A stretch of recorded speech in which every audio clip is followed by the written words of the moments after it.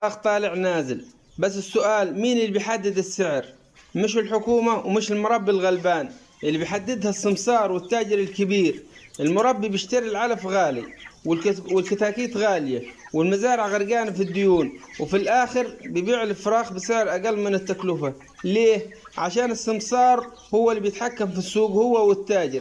التاجر بيمشي يروح يشيل الفراخ من عند المربي برخص التراب ويبيعها في المحلات بسعر نار، والمواطن بيشتري بسعر غالي والمربي بيخسر في الآخر، والسمسار هو اللي بيكسب. فين العدل وفين الرقابة؟ ليه ما فيش شفافية في تسعير الفراخ؟ وليه السوق سايب كده؟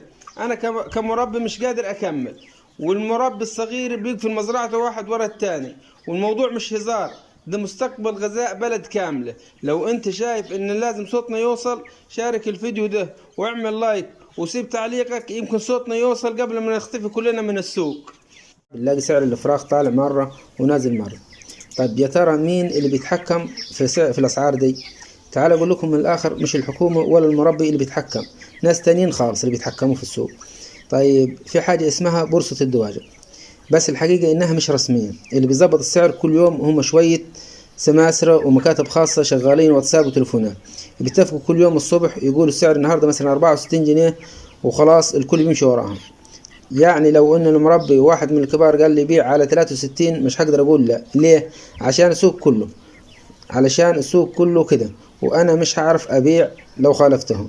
كمان في حاجة، في شركات كبيرة بتبيع الكتكوت والعلف زي الوطنية والفيوم والعناني.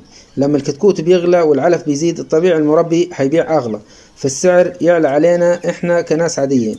وفي كمان تجار كبار في العبور والمناطق التانية، دول لما بيخزنوا الفراخ أو يبطلوا بيع شوية السعر بيطير، واللي بيتحاسب في الآخر هو المواطن اللي داخل يشتري فرخة العيال.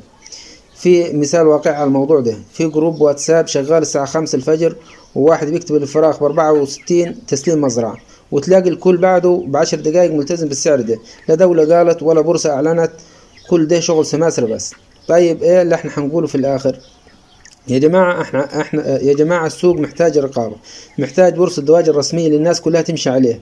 غير كده هنفضل كل يوم على سعر شكل وكلنا بنخسر، التاجر بيخسر وكل الدنيا بتخسر. لو الكلام ده عجبك ما تنساش تدوس لايك وتشترك وابعته لأي حد مهتم بالدواجن. أنا نوفل، واستنوني في فيديو جديد، والسلام عليكم ورحمة الله وبركاته.